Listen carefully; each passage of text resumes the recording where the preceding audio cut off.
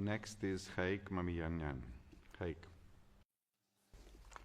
Honorable Chair, distinguished colleagues, 50 states and 10 international organizations welcomed the finalization of the negotiations of so-called peace agreement between Armenia and Azerbaijan. I have labeled it so-called because of the purported courteous concessions of the main negotiator from the Armenian side are far beyond the goodwill and are much closer to the betrayal.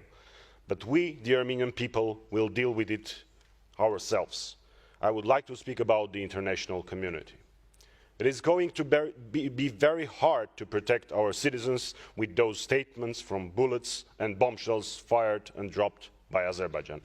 Those welcoming words, unfortunately, won't add defensive capacity of our soldiers to repel the aggression of Azerbaijan.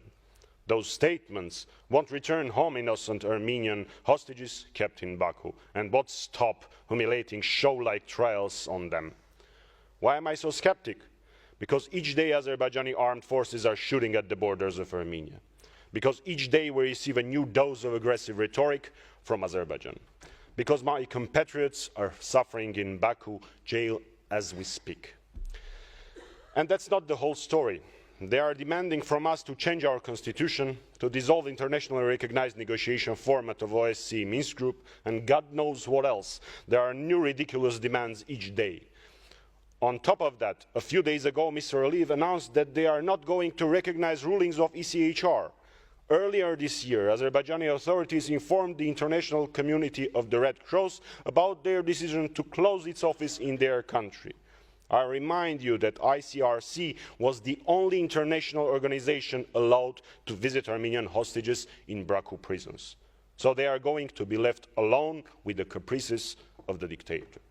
So international community, the world has two options. Either to call to order Mr. Aliyev or kneel to the new hegemon. I refuse to kneel to dictator. Armenia refuses to kneel. Forgive my tone, but it's my job to represent my people. That's what I have been elected for. And here is what my people want. Just and long-lasting peace. Not just a headline on the international media, not unilateral concessions, not imposed peace, but an opportunity to live with dignity and harmony.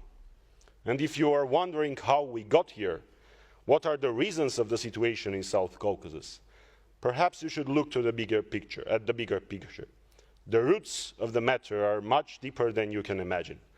I strongly believe that if the world would hold accountable Turkey for committing the genocide of Armenians 110 years ago, Azerbaijan would think twice before executing ethnic cleansing in 2023. Thank you.